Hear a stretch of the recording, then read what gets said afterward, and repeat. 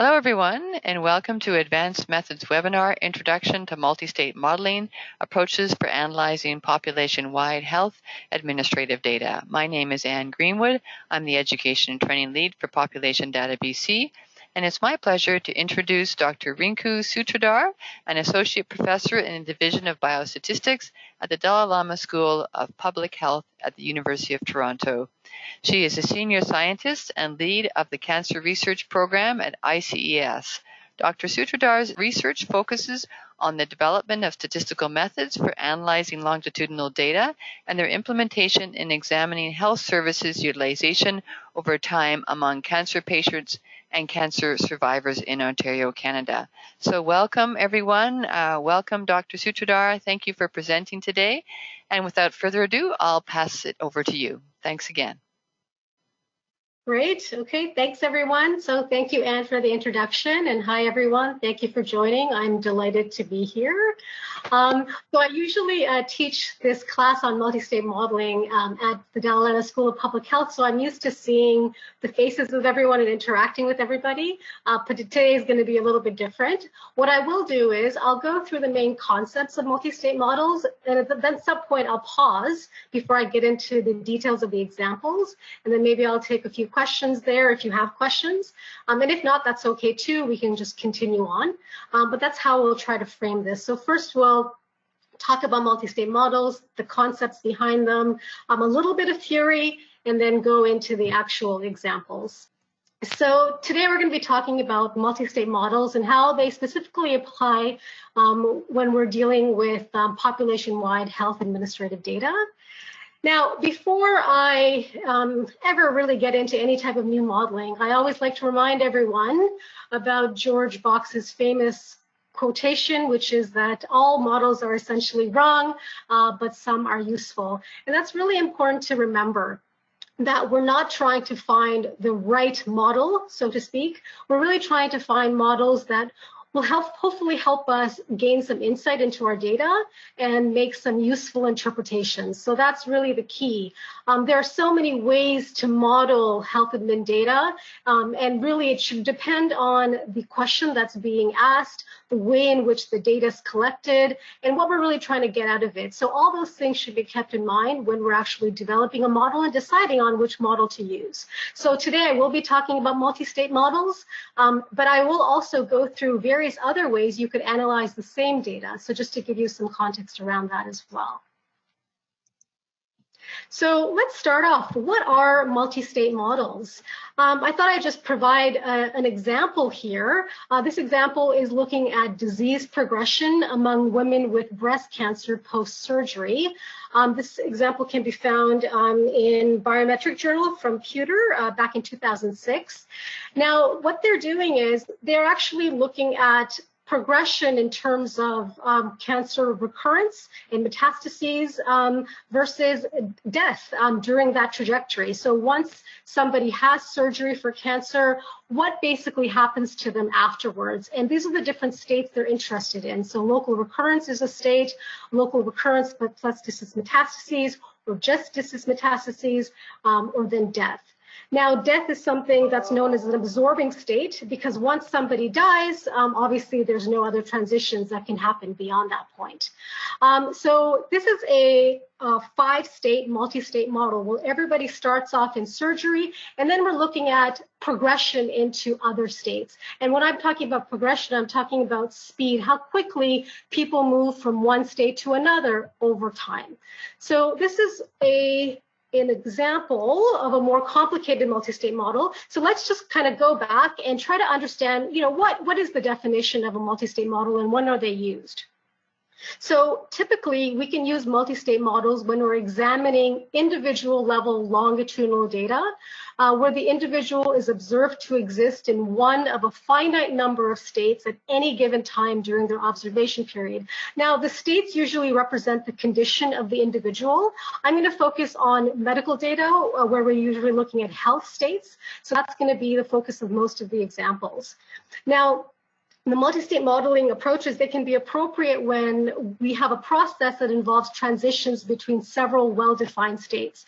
So in this example, this is the simplest three-state multi-state model, and it's usually used to provide examples and learn the theory behind the models. In this case, we have three states: healthy, ill, or dead. People can transition back and forth over their lifetime between being healthy and ill until ultimately they reach death.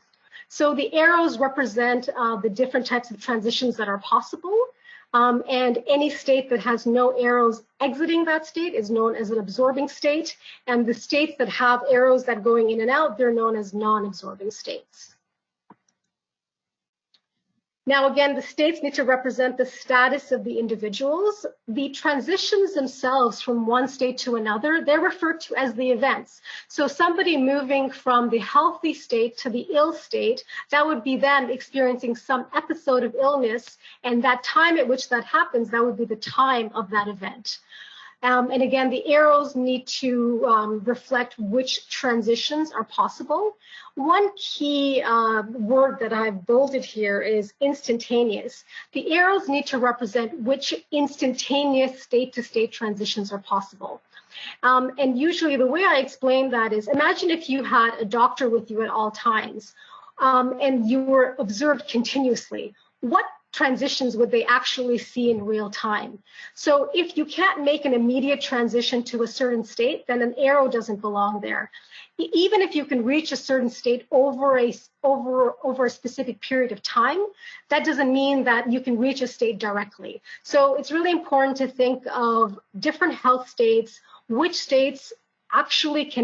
transitions can actually happen in instantaneous time, and that's how you really define your multi-state model. I'm going to give you examples of what this term instantaneous means when we actually go through a few things later. Now, just like a survival model, multi-state models are based on transition intensity functions. So I'm sure a lot of you are familiar with survival analysis. In a survival model, you're interested in the hazard function, so how quickly you go from being in an event-free state to an event state. So similarly, in a multi-state model, for each arrow, I'm going to have a transition intensity function. And that transition intensity function is similar to the hazard function. Now, it's similar because there is actually one big difference. The big difference is this H of t, this history. So as an example, lambda 1, 2 of t, given H of t, that's telling me how quickly I'm moving from state 1 to state 2 at any given time t, conditional on where I've been so far. And the reason this history, this capital H of t is important is because in longitudinal data, people can transition back and forth between multiple states. So that's why it's important to understand, based on where I've been thus far, what is the intensity at which I'm going to be moving into a future state. So that's the idea behind multi-state models and the transition intensity function. Now, for those of you who want a formal mathematical definition of the transition intensity function, I've provided it here for you. So again, for each arrow you see in the multi-state model, there's going to be a corresponding transition intensity function. So to go from state J to state K, the transition intensity function is labeled as lambda jk of t given H of t. And again, that is how quickly, that's the instantaneous rate of transitioning from state J to state K within this very small interval t and t plus delta t, conditional on where I've been so far. So conditional on the history of the process so far. Now, if you removed this history from the transition intensity function, and if you only had two states, that would actually collapse to a hazard function, because the hazard function is also an instantaneous rate function. It's telling you how quickly you move from being event-free to having an event. So that's the mathematical definition of the transition intensity function. Now, we are familiar with survival models, so let's try to relate that to multi-state models. Now, what is the relationship between a multi-state model and a time to event model? So as an example, here I'm looking at time of cancer diagnosis. That's the event-free state. And then the outcome of interest is time to death. So this is a survival analysis, right? I'm looking at time to mortality from a cancer diagnosis, but a survival analysis is actually a two-state unidirectional model.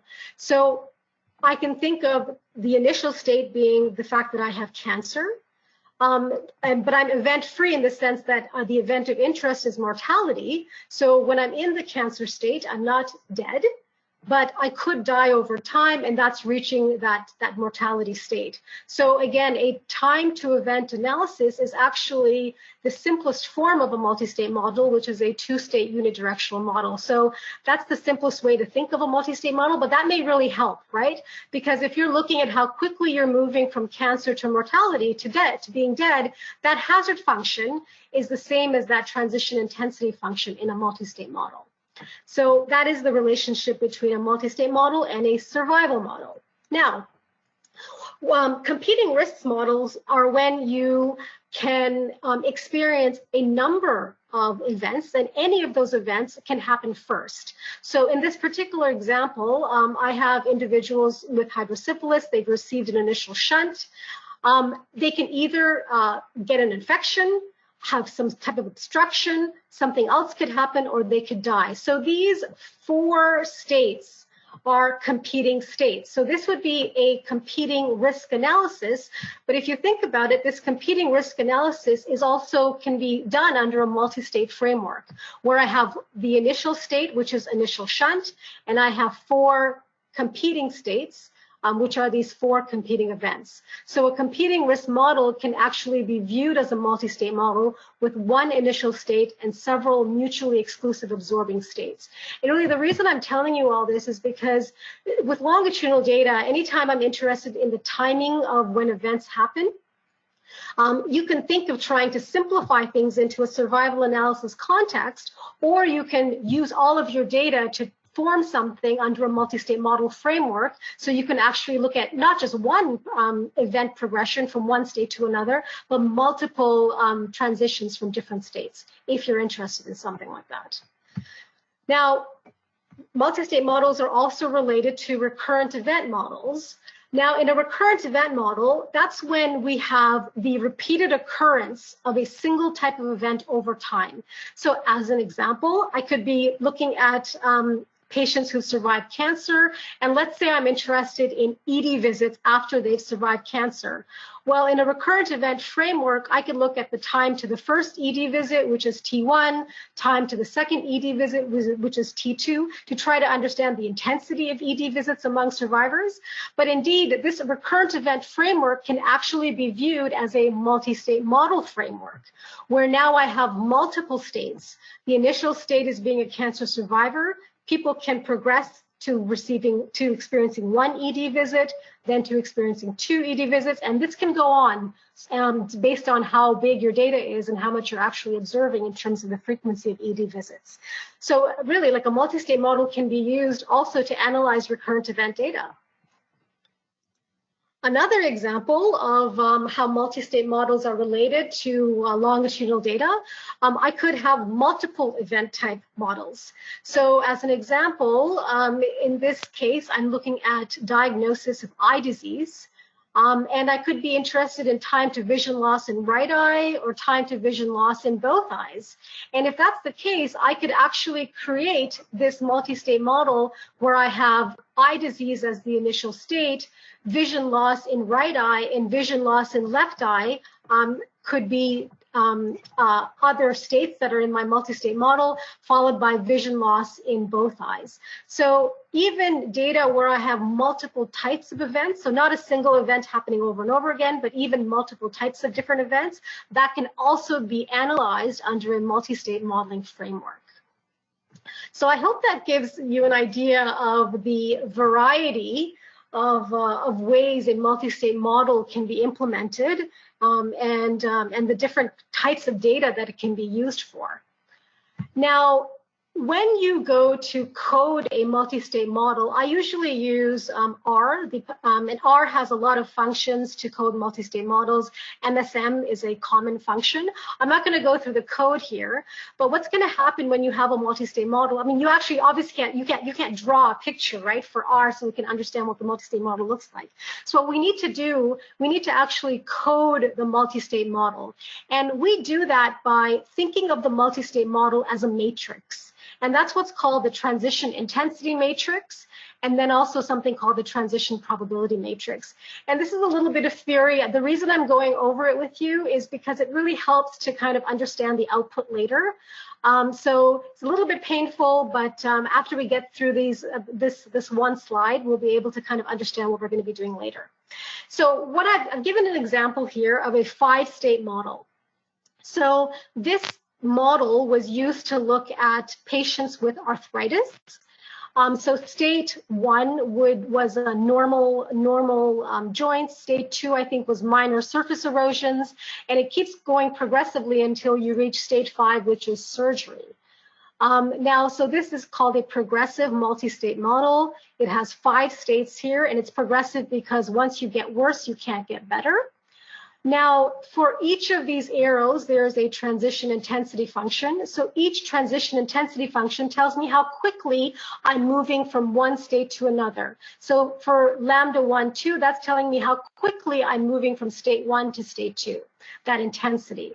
Now, like I said, you can't draw this diagram into R, right? So how do we tell any statistical package what our multi-state model looks like? So what we need to do is we actually have to code a matrix for this multi-state model, and that's called the transition intensity matrix. Now, the transition intensity matrix, if your model has 5 states, the matrix is going to be 5 by 5. If your model has Q states, your matrix is going to be Q by Q. So that's going to be the dimension of the matrix. Now, each element of the matrix tells you what transitions are possible. So don't worry about the diagonal entries. The diagonal entries are by default, the rows will sum to 0, so don't worry about the diagonals. What you do have to worry about are the off-diagonal entries. So in this particular multi-state model, the only entries are lambda 1, 2, lambda 2, 3, lambda 3, 4, and lambda 4, 5. And these are the entries that you actually put into your transition intensity matrix. So the lambda 1, 2 goes in the 1, 2 entry, the lambda 2, 3 goes in the 2, 3 entry, and so forth. Now, anything that's a 0, that means that that transition is not possible. So for example, in this multi-state model, I cannot go directly from state 1 to state 3. And so this is back to that word instantaneous. I can't instantaneously move from state 1 to state 3. And that's why there's a 0 in that 1, 3 entry. I also can't move directly from state 1 to state 4. That's why there's a 0 there. So anywhere there's a 0, that means that that transition is not possible. Now, if you notice, the last row of the transition intensity matrix here is all zeros. And the reason it's all zeros is because that means that last row, state 5, is an absorbing state because there's no transitions possible out of state 5. So once you actually code out this matrix in R or SAS or whatever program you're using, and once you put a 0 as a 0 vector of rows in that matrix, that automatically means to R or to SAS that that particular state is an absorbing state and no transitions are possible out of that state. So that's the idea behind a transition intensity matrix. So really, this matrix is what we are coding in R. Now, every transition intensity matrix has a corresponding transition probability matrix, and that's what the TPM stands for, transition probability matrix. This is a little bit different. The TPM is different from the transition intensity matrix, the TIM. The TPM tells me what is the probability over time of getting to a particular state. So the exact definition here is for each entry, like P12, that's the probability of going from state 1 to state 2 over the time interval S to T, given my history up to time S. Now, this is really important because as you'll see here, For example, the lambda 1,3 entry is 0 because I can't move directly from state 1 to state 3, as I said. But that doesn't mean I don't have a risk of moving to state 3 over time, because I could go from state 1 to state 2 and then from state 2 to state 3. So that's the difference between instantaneous rate and risk. So as you see here, even though lambda 1,3 is 0, P13, the probability of going from state 1 to state 3 is not 0. It's actually going to be some type of probability value between 0 and 1.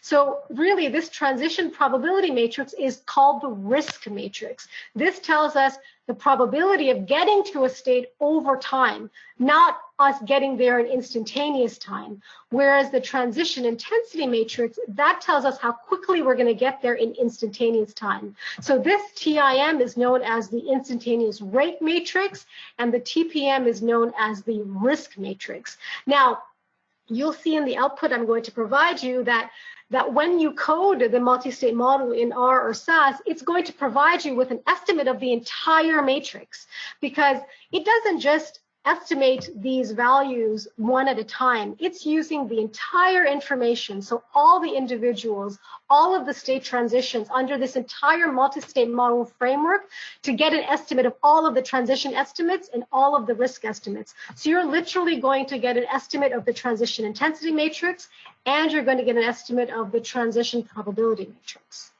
So that's the idea behind these matrices and why they're so important, because that's exactly what the output is going to look like. Okay, so here's some multi-state model examples from the literature.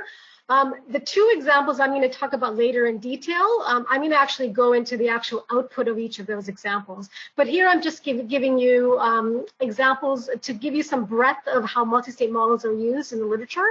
So here is a paper that we wrote back in 2008 in Applied Statistics. This is looking at patients with psoriatic arthritis, and we used a 4-state model to look at the progression of joint damage. So state 1 was normal state, state 2 was surface erosions, state 3 was joint space narrowing, and state 4 was surgery. Again, this is progressive because transitions can only happen in one forward direction.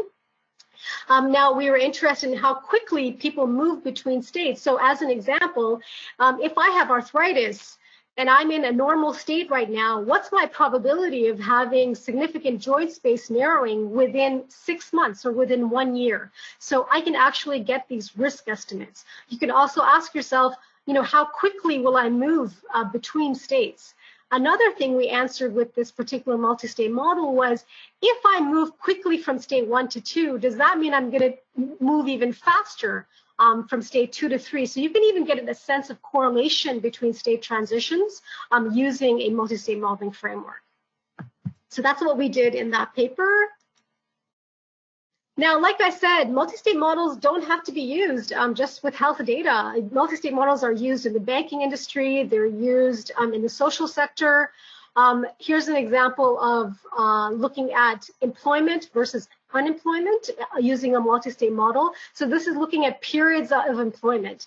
And this is an interesting model because although there's only 2 states, right? There's only 2 distinct finite number of states. The number of transitions in theory can be infinite. People can go back and forth multiple times between being employed and being unemployed. And it's really trying to understand how long people spend in each of those states. So that's one of the objectives of using a multi-state model like this.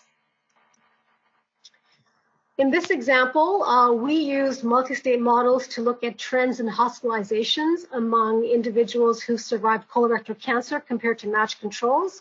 So these states represent the number of hospitalizations that they experienced over a particular period of time. So people, it's progressive. Once you have 1 hospitalization, you can then be at risk for your 2nd, 3rd, 4th, 5th, etc.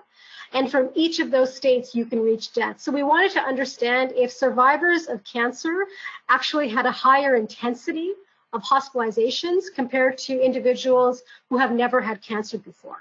So that was published in BMC Health Services Research. Here is another example of using multi-state models. We wanted to look at the relationship between performance status among patients with cancer. Now, performance status measures their level of ambulation. So the worse their ambulation, typically that's a significant predictor of mortality. So we wanted to understand people's transitions between their performance status and death. So these states of performance status are 100, 90, all the way down to 10. They're discrete states. And then we wanted to understand how people progress in their performance status prior to reaching death. So death can be reached at any time, which is, again, why it's an absorbing state. In this particular example, people can move back and forth between different states of performance status. And again, this was about understanding the intensity and also about predicting how long they spend in each of these states of performance status. And this was published in Palliative Medicine a few years ago. Here's an example of multi-state models for heart failure. Now, this example looked at hospitalizations, which is, and then looked at discharge as well. H stands for hospital admissions. ICU, in this case, it stands for intermediate care unit. IHC stands for integrated home care. Out means that you are not in any of those facilities, and D stands for death. So really, this paper wanted to understand transitions between each of those states for people who've experienced heart failure. You know, where do they end up? Do they end up back in hospital? Do they end up in an IHC? Are they in none of those states? And then when do they die? So the nice thing about this is that using the entire data set, you know, provided there are enough transitions, you could really understand a lot of different events and the way that these events are occurring and the timing at which these events occur. So there's a lot of knowledge that can be gained from using a multi-state model, just a single multi-state model on your entire data. So, you know, as an example, a lot of times we just look at time to first hospitalization or time to first event. But you can imagine that if you do have a lot of other things going on, that you would be losing a lot of information unnecessarily, perhaps. So a multi-state model allows you to use all of that data, not just to understand time to first hospitalization, but time to multiple things that are happening over the disease trajectory. Another example, again, this was published just recently in JAMA Network Open in 2019.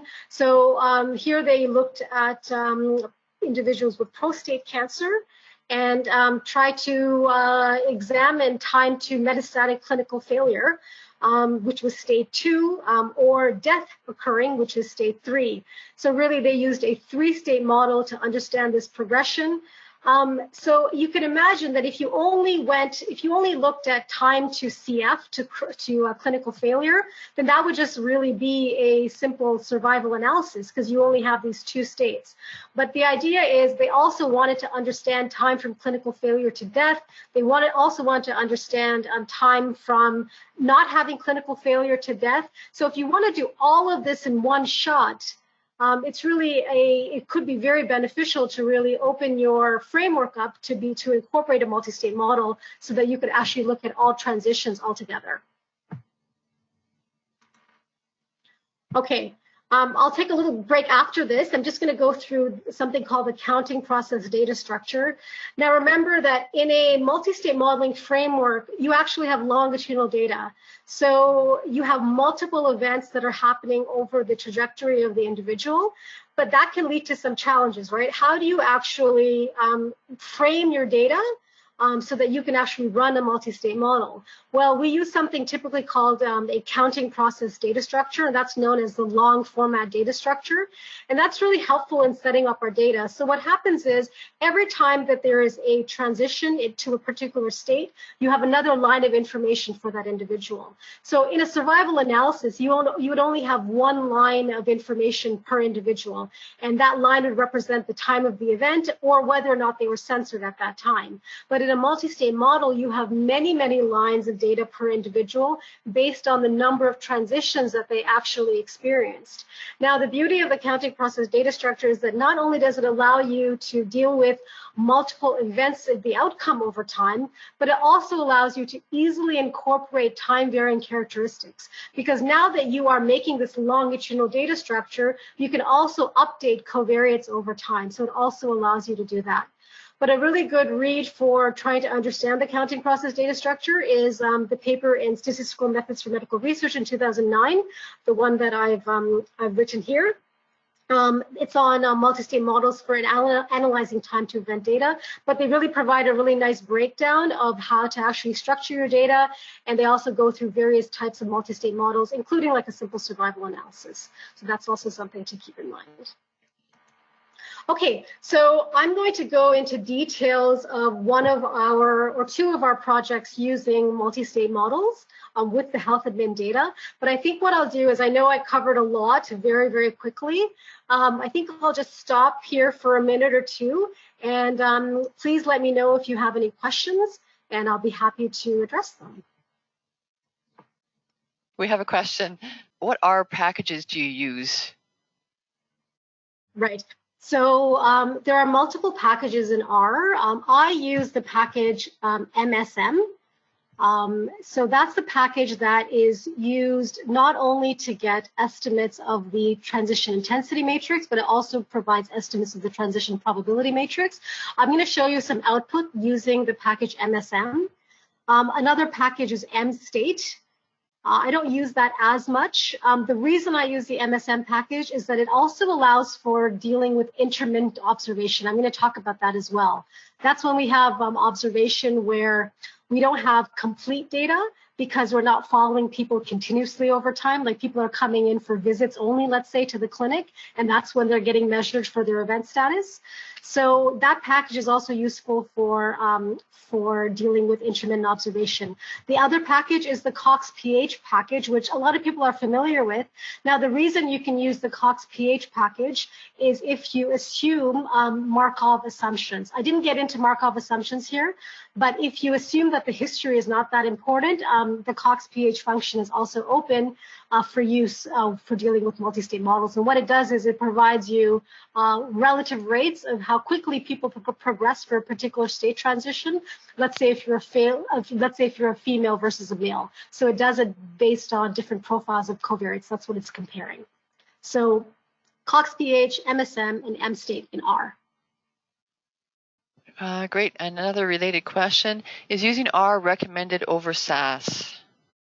Right.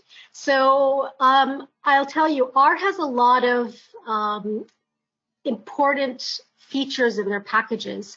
So SAS, for example, cannot handle intermittent observation.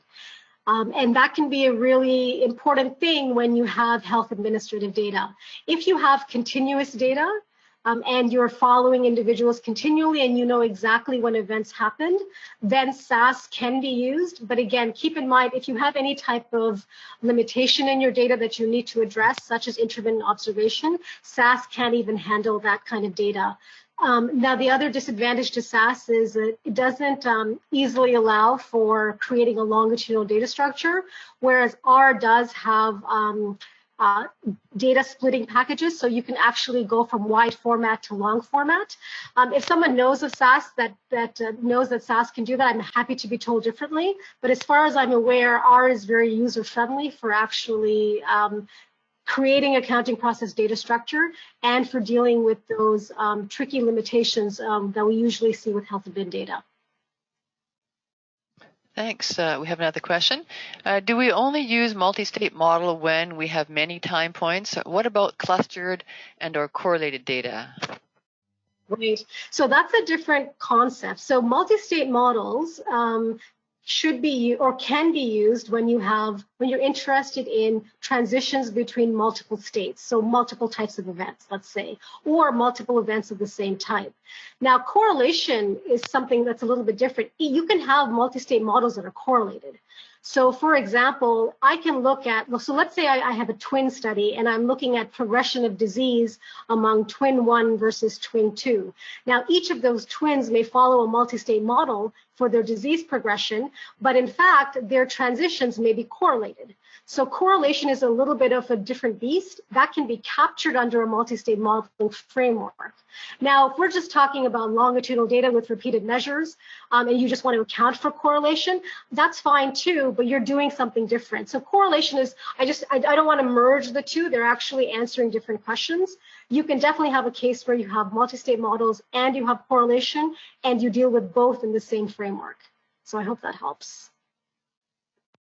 Thank you. Next question. Can we do multi-state analysis in other stats programs such as Stata? Oh, that's a good question. As far as I am aware, no. Again, for people who are very familiar with Stata, I'm happy to be shown differently. This is just based on my research on what's available. I think you can, if you assume Markov assumptions, you can then do something similar to a survival analysis, but using a multi-state modeling framework. But again, if there are limitations in the data, such as non-Markovian assumptions or such as intermittent observation, then I don't believe Stata would be useful. But again, happy to be proven wrong. I specifically myself use predominantly R and sometimes SAS, but mostly R. Thanks, Rico. Just a comment. Hi. Yes, Stata has recently implemented multi-state in packages by Crowther. Just a comment. That's great. Robert, thank you, Robert. Another question, comment. Since multi-level modeling can also be used to analyze longitudinal data, can you comment on the relationship or differences between the two modeling approaches? So I'm not sure I fully understand the question. Multi-state model is a type of model to analyze longitudinal data, but there are many types of models to analyze longitudinal data. So for example, recurrent event models are another type of model to analyze longitudinal data. You could, if you don't care about the timing of the event, you could just, for example, implement a generalized estimating equations approach to deal with longitudinal data where all you're dealing with is the correlation essentially. So it really depends. I mean, the reason we use multi-state models is so we can understand specific transitions and how people progress between specific transitions, but I can't compare them to longitudinal models in general because there are so many. Excellent. So thank you, everyone. That was great. I appreciate the feedback and I appreciate the questions. So I will now continue on to actually go through an example. And I'm going to interpret the results as well. And this is going to be done based on data that is housed at ICES. So just for a quick overview of what we do, all the examples I'm going to be talking about here were conducted and analyzed at ICES. Now, ICES is a research institute that offers secure and accessible Ontario-wide health-related, mostly administrative data. And most of our research is based on population-wide observational studies, focusing on healthcare and health services utilization among individuals in Ontario. And like Anne mentioned, my specific research is on individuals with cancer. So you'll see a lot of examples with respect to cancer and cancer screening in what you're about to see. So the first example I'm going to be going over is multi-state transitional models for measuring adherence to breast cancer screening. And this was done in our cohort of women in Ontario, and we actually had over 2 million women that we observed longitudinally to understand their screening behavior over time. Now, here's the research question, right? Because that's always what we want to do. We want to start with the research question, and we want to see if we can come up with a model that is best to address the research question, or what is most appropriate to address this research question. So the research question was, are there disparities in breast cancer screening adherence among women in Ontario? That's what the question is. And just to give you a little bit of a background, breast cancer screening is valuable for detecting early stage cancer and reducing breast cancer mortality. According to Canadian cancer screening guidelines, it's recommended that mammography screening be used for breast cancer every 2 to 3 years for the average risk women who's age 50 to 74. Now, non-adherence to regular screening mammography, it may increase your risk of delay in breast cancer diagnosis, which of course in turn may affect treatment options and outcomes. Now, conservative approaches to treatment are more likely to be possible for regular screeners who get detected at an earlier stage. So really the benefits of screening can be substantial. Now, what we wanted to do is we wanted to understand, who are the people in Ontario who are getting screened and who are adhering to screening guidelines, and what are the profiles of women who are not adhering to these guidelines. Now, what we do know is that mammograms are free of charge for all Canadian residents. In Ontario, there are 2 ways to receive a mammogram. You can either get it through physician referral, but in reality, that's actually no longer required. The program known as the Ontario Breast Screening Program, they actually invite you by mail to book your next mammogram when it's due. So basically, you'll get a letter in the mail prior to your 3-year anniversary asking you to come in and get a mammogram. So you don't even have to go in to see your physician. Now, we know that despite free universal health care, the presence of this body, the Ontario Breast Screening Program, despite recommended guidelines and the benefits of breast cancer screening, we know that there remains a large proportion of women every year that are screen eligible, but yet they are unscreened. And it's really trying to understand who they are. So who are these non-adherent women? And why do we want to know this? Well, our findings can help government cancer agencies in Ontario to target the appropriate populations of women so that we can encourage screening and ideally minimize their time spent being non-adherent.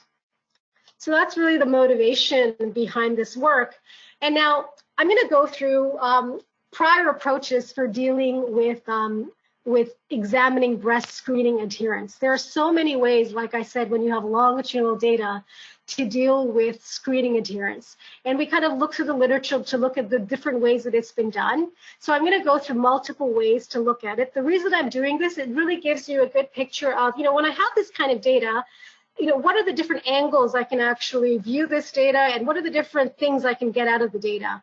And what is it that is going to be optimal for the question I want to answer? So I'm going to go through, I think, 3 or 4 different approaches before I actually get into our final multi-state modeling approach. So here is approach 1 for dealing with this kind of data. In this particular approach, we take all age eligible women. Remember, age eligible means age 50 to 74. So we take everybody in Ontario during a specific year of time. Let's say it's 2015 to 2016. So we grab all women from this particular year, and then we just determine the proportion that are currently adherent to screening guidelines. So of all of these women, what's the proportion that have actually been screened in the prior 3 years? So it's just a cross-section of women we're taking, and then what we can do with that is we can determine what characteristics are associated with the odds of being adherent. So for example, you can find, is the woman an immigrant? What is her socioeconomic status? There can be many, many characteristics we measure on these women. And then really we're going to try to understand the odds of the association between these characteristics and the odds of being adherent. So this would be a very simple cross-sectional approach. Now, what are the disadvantages to approach like this? Well, not only is it cross-sectional, prior adherence patterns were not taken into account, right? People go in and out of screening adherence. So just because in that particular year you happen to find somebody who was adherent to screening doesn't mean throughout their lifetime of screen eligibility that they've actually been adherent the entire time. So as an example, 2 women could both be characterized as adherent, but one woman may have been non-adherent for 10 years prior to getting screened, and the other woman may only have been non-adherent for 1 month prior to getting screened. So, so is it fair just to lump them both as adherent when actually their history has been so different? So really this approach is very limited in understanding our ability, in understanding screening behavior and our ability to understand screening behavior. So we want an approach that is able to not only look at these women, but also account for what they've experienced over time. here is another approach. So this is a little bit better in my opinion. So here we take the same cross section of women, and then we kind of look back in time, and we can look back many, many years to determine the total time spent non-adherent. So let's say we look back 6 years or 7 years, whatever that fixed period of time is. And for each woman, we now gather the total time spent non-adherent. So this is another way that it's been done. And then what we do with that total time, we try to understand characteristics that are associated with total time being spent non-adherent. So same thing, you kind of run a regression model. The outcome is the time spent non-adherent. And then you have all these covariates such as income status, such as immigration status on the right-hand side to understand what that relationship is. Now, what are the disadvantages of an approach like this? It requires an equal look-back window, right? It's only fair to describe time non-adherent when you're actually looking back for a similar amount of time across all individuals. Now, the other disadvantage is that a woman who's non-adherent for 3 continuous years would be considered the same as a woman who is non-adherent for 3 one-year periods, because all I'm doing is I'm just summing up the total time being non-adherent, right? So you really lose that granularity when you are doing it this way. The other disadvantage is that all of these characteristics are only measured at one time point. So they're only measured, when people are accrued into the study. So that's also another disadvantage. So I'm going to call that approach number 2. Here's another way to look at this kind of data. So some people have looked at, they've gathered women as soon as they become screen eligible. So for example, one woman here, she turned 50 in 2009, so she made it into the study. Maybe another woman, she immigrated to Ontario and she's already 55, but she's a new immigrant. So now she made it into the study. And then we're kind of looking forward in time to determine the proportion of time spent non-adherent. Now, the benefit to this approach is that you allow varying amounts of follow-up, but the disadvantage is that a woman who is continually adherent under 10 years of follow-up and a woman who is continually adherent under only 1 year of follow-up, they would just both be considered as 100% adherent. And, is that appropriate? Again, we're losing that granularity when we're taking these summary measures with longitudinal data. Again, the other disadvantage is that individual characteristics in this particular example were only measured one time. So when people entered the study, we only measured their characteristics at that entry point, and we didn't measure it any further. One more approach, I've been calling this prior approach number 4. This approach looks at time to being screened. So as soon as somebody enters the study, I follow them forward to understand the time at which they are being screened. So really, this is a survival analysis, and I'm looking at time to first screen after making it into the study. And I'm going to be looking at the association between characteristics and that hazard of being screened. Now, the disadvantage of something like this is that people are screened multiple times throughout their lifetime, potentially. So why only look at time to the first screen? Why limit ourselves to that kind of a framework? Okay, so that just gives you an example of, this is the same data, but there are so many ways to analyze the same data. So what we decided to do is really address a major challenge. And the challenge is that women go in and out of being adherent to screening throughout their lifetime. And their patterns of adherence can change over time. So really, this is about finding a model that can capture these limitations and can account for these limitations. So again, back to the famous quote that this is not about finding the right model. This is about finding a model that is in line with the way in which the data was collected and can help us really address our study research question. So here's what we decided to do. We looked at the data at an individual level, and here's what we found, right? So as an example, this woman, she enters the cohort at age 50. The green dots represent the times that she was actually screened. So she was screened somewhere between her 50th and 51st birthday. We know the actual date based on OHIP records. And then she was also screened at age 55. Okay, so those were her 2 screening times. This is an example of a woman in the study. Now, that means that when she entered the study, because she's already 50 and she hasn't been screened, that actually means that she's non-adherent, because ideally, I mean, you have to come up with some type of rule, right? You should have got screened on your 50th birthday. So if you haven't got screened on your 50th birthday, that means that as soon as you turn 50, you're considered to be non-adherent to screening. So she spends a little bit of time being non-adherent, but then as soon as she gets her screen, she is now adherent. And this adherence lasts for 3 years, because that's what the recommended guideline is. Once you get a screen, you're good for 3 years. If she doesn't get a screen very close to that point, she becomes non-adherent again. And then she stays non-adherent until her next screen, after which she becomes adherent. And she's adherent for another 3 years, and this continues until she is lost to follow-up. Now, as you can imagine, this is just one woman. You can imagine the multiple types of trajectories that you can actually see in the data when you have 2 million women in your data. So what we need a model that allows us to capture each woman's state of adherence in instantaneous time over their follow-up period. We're going to use age as the time scale. And this is a really important point, because entering a study based on, making it to a certain age, that's not a really meaningful time zero.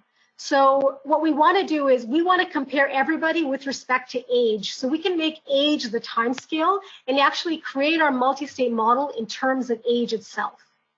Now, this concept of age being the time scale, it also allows us to update covariates over time on the various ages. So basically, I'm comparing people of a similar age based on their updated covariate information at that age. So there's really a lot of benefits, not just to the multi-state modeling framework, but also making age the timescale when doing the analysis. So another big benefit is that this model can easily handle censoring, delayed state entry, absorbing events, and of course, it can handle prior history of the event process. Okay, so here is our multi-state model. So this is what we actually ended up creating or developing for this data. This was a 3-state model where women could be either non-adherent or adherent or in the absorbing state. In our case, the absorbing state is not just death, but it also includes occurrence of breast cancer, bilateral mastectomy, or breast implant. The reason why all of those things are considered an absorbing state, state 3, is because once you have a bilateral mastectomy, obviously your screening recommendations are going to be different, right? So you don't have the same kind of recommendations as somebody who's average risk anymore. So this was this 3-state model that we used. What this model means is at any given time, people actually belong to any of these 3 states. And I can now understand how quickly people move back and forth between the adherent and non-adherent states. I can also understand the average amount of time people spend in the non-adherent state and the adherent state. And I can also try to understand what characteristics are associated with these transitions. So in our study, we went from 2001 to 2012. That's where we accrued everybody. And then the study ended in 2013. Again, everybody had to be age 50 to 74. So they made it in as soon as they turned 50 or as soon as they were eligible for OHIP and at least age 50. And they were excluded when the study ended, or not excluded, sorry. They were censored when the study ended, or let's say when death occurred, or they had their bilateral mastectomy, et cetera, whatever that absorbing state is.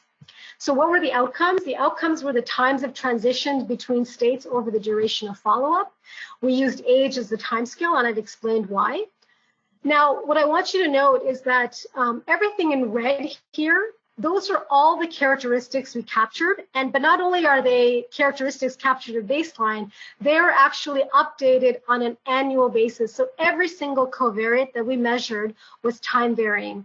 So as an example, some of our covariates were socioeconomic status, immigration status, their healthcare resource use, whether or not they visited their primary care provider, and then was their primary care provider a female or male, the country of graduation of their primary care provider. So all of these characteristics were updated on an annual basis. So basically, as soon as somebody entered the study, I knew when they moved back and forth between states, but I also knew their covariate profile and how it changed every single year. Okay, so that's really important in the sense that not only are we dealing with longitudinal outcomes, but we're also dealing with longitudinal changes in covariate information. Okay, so here are the results of the study. We had over 2.5 unique women. The median age at study entry was around 51.87.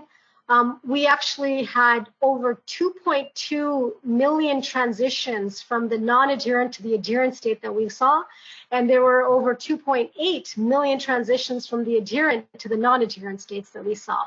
So those arrows going back and forth. So obviously tons and tons of power to actually take a look at this. Now here is output from looking at the association between characteristics and the transition. So I'm just going to go through this slowly. When you have a multi-state model, you can look at transitions one at a time. So as an example, when you output your data, I can actually, let's say I'm interested in going from the non-adherent to the adherent state. So this particular table tells me how quickly people are moving from the non-adherent to the adherent state. So how quickly are you becoming adherent, and what characteristics are associated with that? So as an example, income quintile, which is right here, these lines right here, I have univariable and multivariable results from my multi-state model. Urban 5 is the richest income quintile, and urban 1 is the poorest. So individuals, women from the poorest income quintile, have a 26% lower rate of moving to the adherent state than women in the richest income quintile. And you actually see this really clear gradient based on the different categories of socioeconomic status. So there really is this clear relationship between income and your adherence rate. We also see that comorbidity matters. So the more comorbidities you have, the higher your intensity of becoming adherent. That could be that because you have more comorbidities, maybe you're more monitored by your physicians, or maybe you're just more part of the healthcare system, which is why you're getting screened on a regular basis and you're more adherent to screening. So that was one of the explanations possibly for something like that. Now, we also see that immigration status is related to becoming adherent. So individuals who are long-term immigrants, meaning that they've been here for they've been in Ontario, for more than 10 years, their rate of becoming adherent is 32% higher than individuals who are just recent immigrants, who have just been here for less than 5 years. And just to be clear, remember, everything is a time-varying covariate. So when I say 1.32, what I actually mean is that at any given time, for somebody who's currently a long-term immigrant versus somebody who's currently a recent immigrant, the rate of adherence is 32% higher for the long-term immigrant versus the recent immigrant. So that's how you would interpret a relative rate under a multi-state model with time-varying covariates. This is about at any given time, what is the intensity or the rate of transition for one profile of patient versus another. Now, this we found really interesting, that primary care providers, so even though in Ontario, you don't need to have a primary care provider to get a mammogram, we still see that having a primary care provider or even visiting your PCP, that has a huge impact on your intensity of becoming adherent. So women who have seen their primary care provider in the prior 2 years, that's what yes means, that at any given time for a woman who's seen their primary care provider in the prior 2 years, their intensity of becoming adherent or their rate of becoming adherent is 54% higher than a woman who has not seen their primary care provider. So really there is a huge impact, even still to this day, on primary care providers and the actual adherence rate in someone's uptake of adherence over time. Now, because we found that so interesting, we decided to look specifically at sex of the primary care provider and the age of the primary care provider and the country of graduation. And what we found is that women with a female primary care provider have a higher intensity of becoming adherent compared to males. So that's by the 1.257. So women with a female primary care provider have a 25% higher rate of becoming adherent compared to women with a male primary care provider. But having a male primary care provider is still better than having none, because none versus male was 0.7. So it's still important to see a primary care provider. I think it really does help in uptake. The other thing we found was that country of graduation also did matter. There was a significant decrease in the rate of becoming adherent if your primary care provider was trained in a different country other than Canada. So yeah, those were our results from the multi-state model. Now, the other thing you can do is you can actually plot a multi-state model over time in terms of the mean cumulative number of events. And so what this plot is doing, this is plotting the mean cumulative number of visits to the adherent state over time. But what you can actually see is that at any given time, for people who have a primary care provider, their rate of becoming adherent, so the number of times they actually get screened, is quite a bit higher than those without a primary care provider. So you can see this actual visual of the impact of a PCP on the actual intensity of becoming adherent. Okay. So that was the first example. I hope that kind of helped with how to interpret the output. Here is the final example on looking at multi-state models to examine health admin data. This particular paper we published in the American Journal of Epidemiology.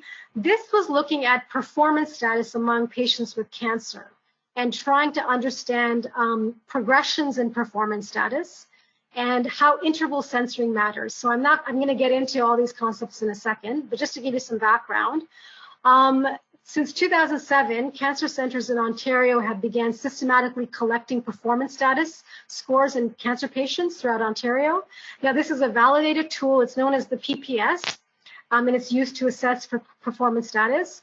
It's done on a 10-point scale, where a score of 100 is the best and a score of 10 is the worst. And here's what it's measuring. It's essentially measuring your level of ambulation. So how well can you move? How well can you feed yourself? How active are you? Again, so 100 is the best and 10 would be the worst. Now, our aim was to understand transitions in performance status over time and to determine if the chances of improvement and deterioration in performance status, if that changes over time, and what those risks are of improving or deteriorating. Now, why do we want to understand these aims? The reason we did this is because understanding the risk of improvement in performance status or deterioration can really assist providers and physicians or nurses in determining the appropriate time to initiate a palliative care support. So we know from prior research that performance status is associated with mortality. So can we actually predict someone's performance status state? And if we can predict when they're going to reach a negative state or a poor state, maybe that would be a good time to initiate palliative care support. So that's why we proceeded down this road. Now, here's some prior work looking at performance status has only done so in terms of survival. So what they've done is when somebody is diagnosed with cancer, they've used their baseline performance status to determine time to death. So you can obviously see that there could be, a lot of limitations in this. Not only is performance status changing drastically over time, but also someone's profile is changing over time as well. So, is it enough to actually just measure performance status one time and look at time to mortality? So is a survival analysis with just a simple couple of time points, is that really meaningful here? Or can we do something that's potentially more informative? So we decided to do a lot of different things with performance status, and a lot of our papers that have been published look at multi-state models for examining performance status. We've done it in many, many different ways, but today I'm going to be focusing on the paper that was published in the American Journal of Epidemiology, that specific way. So just to give you a sense of the cohort, this was a province-wide cohort with cancer patients diagnosed from 2007 to 2010. They had to have at least one PPS assessment. Now, ideally, people in theory had a lot more, but they had to have at least one to make it into the study. So really, we defined 3 states of performance status: stable, transitional, and end of life. These categories are defined clinically. So we use these clinical categories to actually create a multi-state model. Stable means that they had a really good performance status score between 70 to 100. Transitional means that their score is between 40 to 60, and end of life means that their score is between 10 to 30. Now, time was measured in months since cancer diagnosis. Patients was censored when the study ended or if they were lost to follow-up. And then we also had information on age of diagnosis, their sex, their neighborhood income quintile, their type of cancer diagnosis, and their comorbidity. So here's the multi-state model that we created. As you can see, this is a 4-state model. People can go from the stable to the transitional to the end of life state for performance status. But notice how there's no direct transition going from state 1 to 3 or vice versa. So people can't go immediately into those states. After speaking with clinicians, it was felt that you had to go through the transitional state to actually end up in the end of life state. So although you can't go right from the stable to the end of life state instantaneously, you could obviously go there over time. Now, there's something that's really important about this data. People are only measured for performance status when they come to the cancer clinic. So if somebody has cancer, nobody would know their performance status until it was actually measured when they made a clinic visit. What does that mean? That brings a whole new challenge to the multi-state modeling framework, because what it means is that the data is actually interval censored because there's intermittent observation. Because people are only coming into these clinic visits periodically, that means that if somebody was, let's say, in the stable state in clinic visit 1, and then in the transitional state at clinic visit 2, that actually means that they reach that transitional state at some point between clinic visit 1 and clinic visit 2, right? Just because they were seen to be in the transitional state at clinic visit 2 doesn't mean that that's the day that they reach that state. So that would be a ridiculous assumption. So it's important to know that this idea of intermittent observation, it brings forth a lot of challenges, which is that the actual transition from going from one state to another, that's actually interval censored. All you don't know the exact time of the event, you just know that the event happened between these 2 specific clinic visit times. So I hope that's really, really clear. We have a paper right now that dissects the idea of intermittent observation even further and what it can do to the actual results if you ignore intermittent observation. But just moving on with this, so what we wanted to answer is, how much higher is the rate of progression to death from the end of life state than from the transitional state?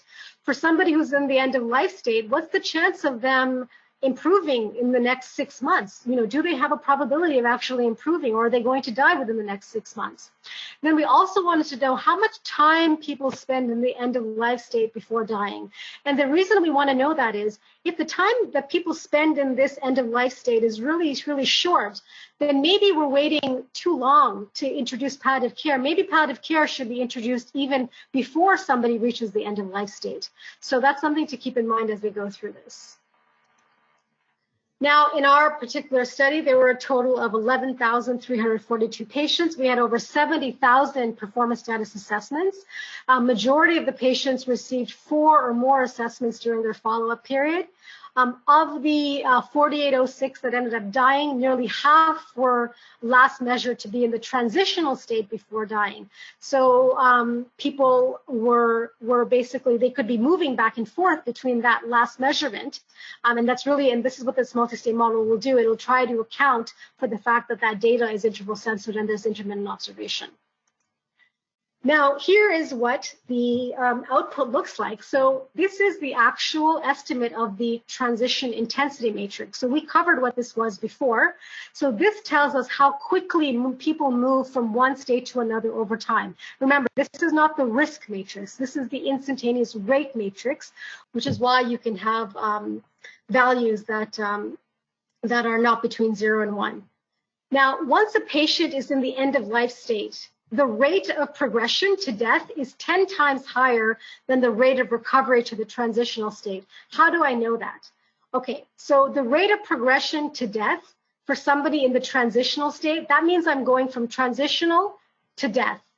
And that means that I'm looking at 0.239. And then if I'm looking at end of life to death, that means I'm looking at 0.146. And if I'm going from transitional to end of life, I'm looking at 0.145. If I'm looking at end of life to transitional, it's 0.142. So what you have to do is you have to take the ratio of the appropriate rates. In this case, I'm interested in rate of progression to death versus rate of recovery. So that means I'm looking at 1.446 divided by 0.142. If I take the ratio, that rate is 10. So that means that the rate of progression to death is 10 times higher than the rate of recovery. So again, I'm taking the ratio of this number. I don't know if you can see that, this number and this number. Now, similarly, if I wanted to understand the rate of transition to death from the end of life state than from the transitional state, I'd be taking the ratio of 1.446 against 0.239.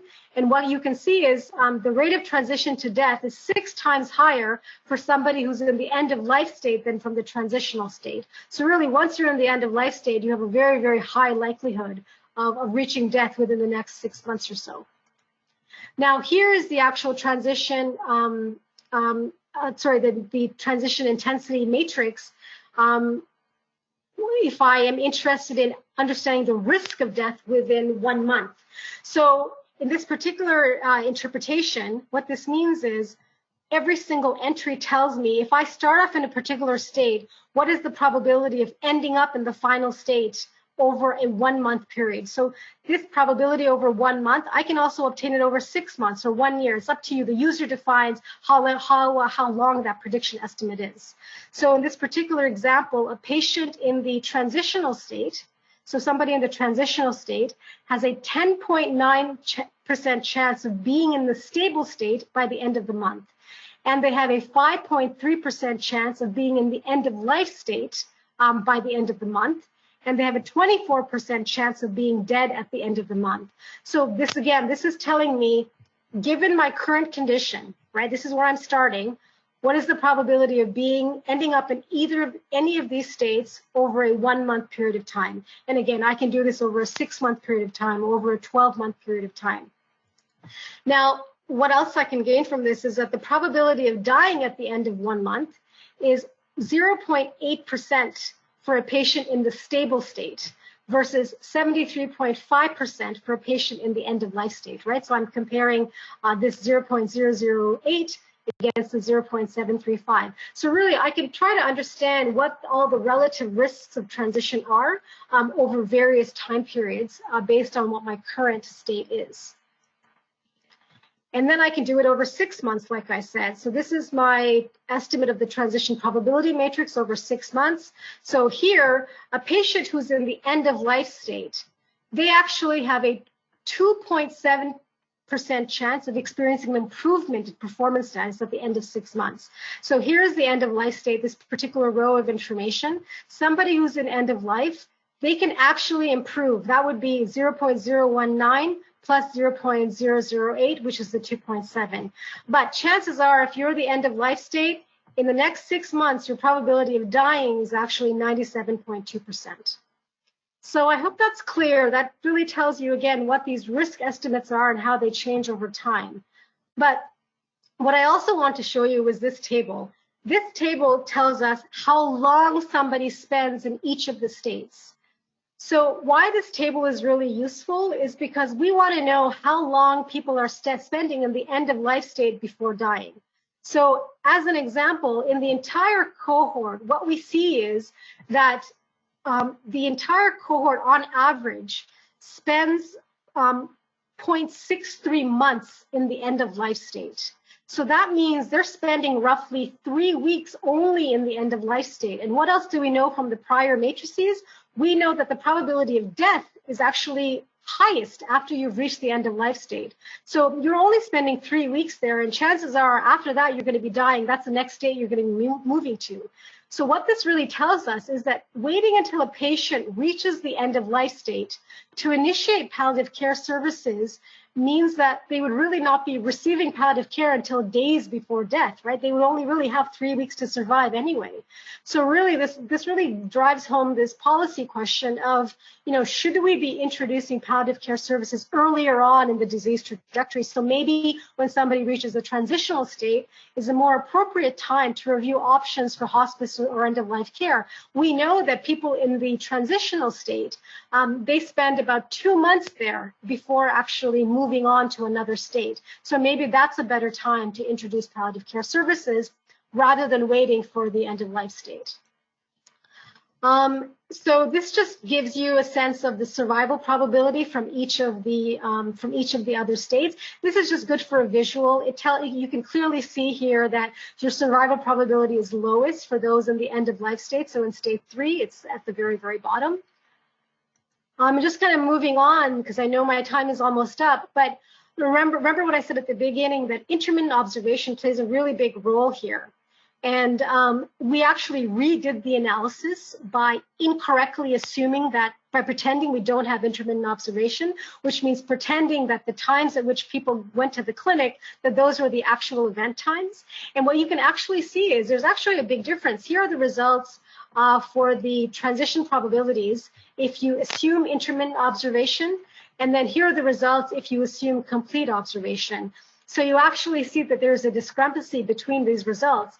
And then what's really important, and what we have to really ask ourselves is, at this point, this is really about making sure we find a model that best represents the nature of the data and the way in which the data was collected. So I would really urge, people when they're dealing with multi-state models and they deal with health admin data, ask yourself, what are the challenges? What model best represents the data that I have? And in this particular case, in reality, I don't have complete observation. So yes, even though you're getting estimates that are converging, do these estimates make any sense practically? Or is it better to actually adhere to what you do have and kind of model based on what you have available, which is the fact that you have intermittent observation? So that's really just an important take-home message. So again, at the end of the day, like I said, this is really about understanding our data better. We want multi-state models that can help give us further insight into the nature of the data and the nature of the disease process. And sometimes what can be provided by a multi-state model is beyond what the traditional time-to-event model gives us. And really what we want to do is we want to make sure we're accounting for the limitations in our data. So as an example, should we be counting for intermittent observation when this can be a common phenomenon in longitudinal studies? So again, think of the data, think of the question you want to answer, and try to find the data, try to find the model that is the most appropriate for analyzing the type of data based on the way in which the data is collected and based on which the way the data actually arises in the real world. So that's it for me. Thank you so much, guys, for listening. I'm happy to take any questions. Thanks very much, Rico, for an excellent presentation and so many excellent examples just to solidify the analytic work that you're doing. So thanks very much for that. So floor is open to questions. Okay, first question. How do we account for intermittent observations? Okay, so the MSM package in R, as far as I know, is the only package that has been developed to account for intermittent observation. Now that is built into the code itself. So when you run the MSM code in R, there's actually a command that says exact times is equal to false. If you put exact times is equal to true, then you're basically saying that you don't have intermittent observation because you know the exact times. But if you say exact times is equal to false within that MSM function command, then you're saying that you have intermittent observation. There's a paper by Jackson, I think it was published in 2011, in the R Journal of Statistical Software, but he actually goes through the MSM function and he goes through a whole bunch of examples about what you do under intermittent observation. Great, thanks very much. Next question. Thank you very much. Would you mind commenting on how you deal with immigration from Ontario in your cohort studies? Oh, sure. So we use the IRCC database. So I think this database dates back to 1984 or 1985. Now, if a woman was, if her name was found in the IRCC database, then we consider it to be an immigrant of Ontario. And we also have a date at which she's found in that database. So that would be her date of immigration. There's also a landing date. So we use that date to find the difference between that date and the actual entry into the study year. So if that date, if it's been more than 10 years, then she would be considered a long-term immigrant because she's been here for more than 10 years. If it was, I think, between 5 to 10 years, she was considered an intermediate level immigrant. If it was between 0 to 5 years, that lag time, she was considered a recent immigrant. And then people who are not in the IRCC database, they would just be considered a long-term resident of Ontario. But again, that covariate was updated over time. So not only did we measure how they were at baseline, we measured it every single year, which means, which makes sense, right? In reality, if I'm an immigrant and I just immigrated here, and over 5-6 years of my longitudinal data, after 6 years, I'm no longer a recent immigrant. Now I'm an intermediate immigrant, and that our data allowed that change to occur, and we're actually able to capture that change in as a covariate. So everyone's covariate status on immigration changed over time. I think I misread the question. So Robert is saying immigration from Ontario, i.e. moving to BC and out of Ontario cohort. Oh, I see. Sorry about that. Yeah. No, that's okay. That's okay. You're totally right. We would not have that information. So that's something we could not account for. You're right. People moving back and forth, as long as they had their OHIP card number and that was a valid OHIP card number, they would continue to be in the study. But it's a really good point. We did not account for people leaving.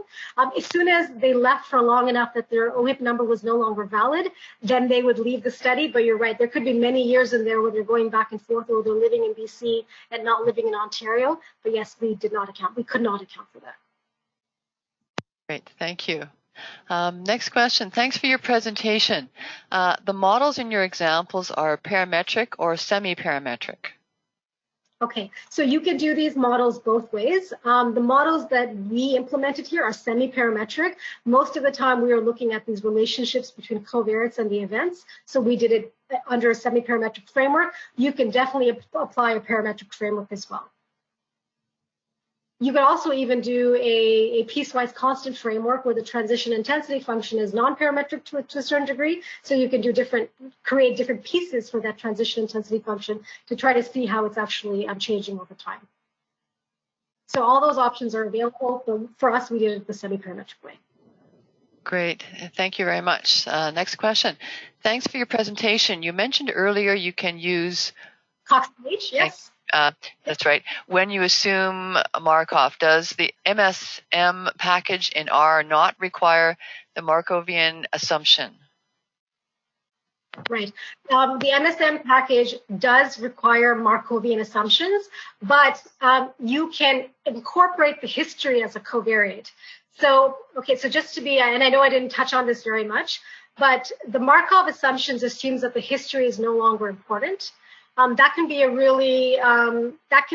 a very loose assumption, right? Because a lot of the times the history is important. So what we often do is, and this is done in MSM and it's done in Cox-PH, you can incorporate the history as a covariate into your model. So for example, how long did I spend in a prior state? That can actually be a covariate in the model that captures the history. So even though the MSM package is primarily used to deal with intermittent observation. It is Markovian, but it can be made non-Markovian, again, by creating a covariate that deals with that history. Great, thank you. Can we run multi-state analysis for discrete data with a limited time points, like 4 waves of data? Oh, so that's a tricky question. The best way to answer that is through really simulations. I know that's not the most fun answer to receive. So it really does, it depends on the number of people you have. It depends on not just the number of states, but the number of times people are moving between those finite states. So yeah, I'm not really sure how to answer that other than through a simulation study. But yes, if you have discrete data, it doesn't have to be continuous, because with discrete data, that would really be like intermittent observation. You could create a multi-state model framework for that. Great, thank you. Next question, just curious, how did you get the income information? Oh, the income information is coming from the registered persons database in Ontario. So that's based on postal code information. So just to be clear, it's not individual, it's actually based on the postal code of the individual at that specific time.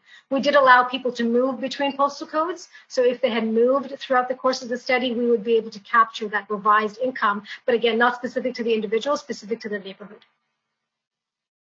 Great, thank you. Next question. Thanks for this useful presentation. Just wanted to clarify, what was your outcome when fitting the multi-state model, adherent versus non-adherent?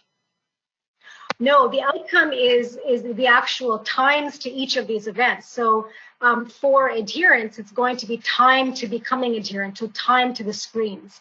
So this is not about yes or no. This is about, like, for example, in a survival analysis, if you're looking at time to adherence, the outcome is time to that first screen.